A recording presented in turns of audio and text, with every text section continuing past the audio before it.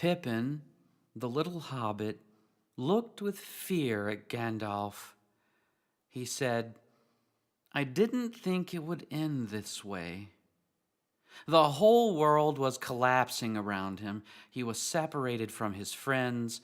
The goings-on of big people had left him forgotten, and the wars of the world were approaching him. He was beginning to realize that Gandalf, his hero, was not going to be a match for the forces of darkness. Pippin was going to die, and the dread of it was beginning to overwhelm his great courage. "I didn't think it would end this way." "End?" said Gandalf. "No, the journey doesn't end here. Death is just another path, one that we all must take. The gray rain curtain of this world rolls back, and all turns to silver glass, and then you see it."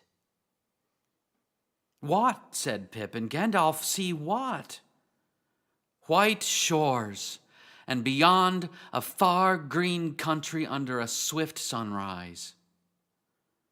"Well, that isn't so bad," said Pippin. "No," said Gandalf, "no, it isn't."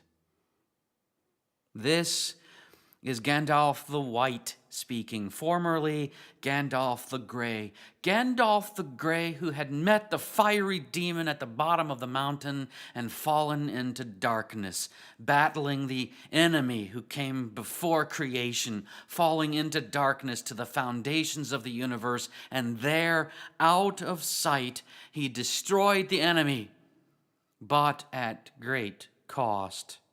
Back from the darkness he came, back to occupy his place in this great battle of us little hobbits.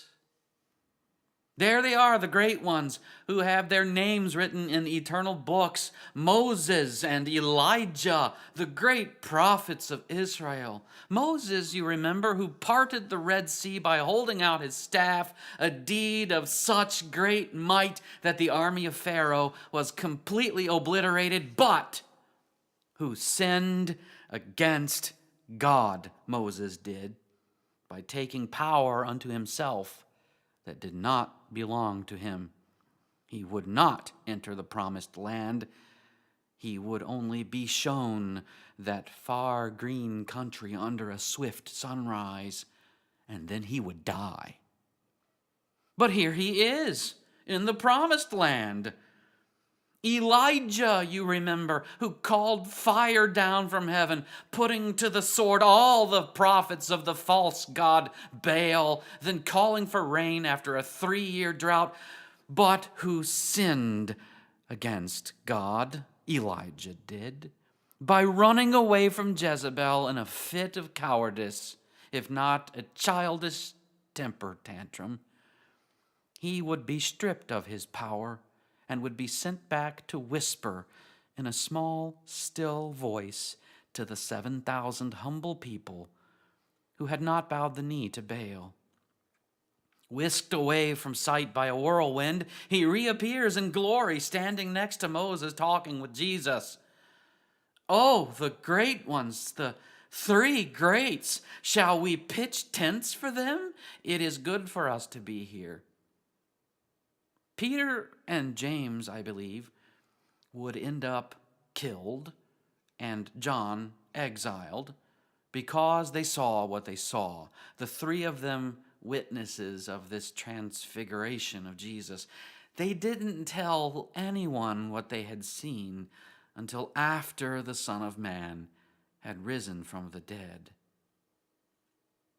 Gandalf, after he came back from the darkness, revealed himself as Gandalf the White on the battlefield, where the forces of darkness had revealed themselves. All your mundane battles, even battles against the weather, against weariness, against sickness, against bad, rotten luck, your mundane struggles in this life are soaked in a cosmic battle where the forces of darkness attack ceaselessly to discourage you. For us, it is hidden. In books, it is revealed. Gandalf, a character from a book, shone like the sun, driving back the forces of darkness, revealing to all who saw that the power of God was present on the battlefield, and that darkness, though it swirled in a great maelstrom around Pippin, the little hobbit, it could do no harm, even if it killed him. Evil and darkness has been reduced to a tool for use by God to get us to that far green country under a swift sunrise. Peter may have forgotten the intensely white clothing, as no one on earth could bleach them, when he denied Jesus in that dark hour. James and John may have forgotten his radiant appearance when they ran away into the darkness, but the soldier reminded them. After he crucified Jesus, he said, "Truly, this man was the Son of God." All the great ones sin, and they flee into darkness. There is only one who shines in the darkness, the one whom the Father names as his beloved Son. Jesus shines in the darkness, even in the grave where darkness took him and where darkness was defeated. That isn't so bad, is it? The resurrection of the body. Don't you look forward to it? Gandalf did to encourage us little hobbits. Jesus did to bring us a new life, a life of light and freedom even now, while wars rage around us.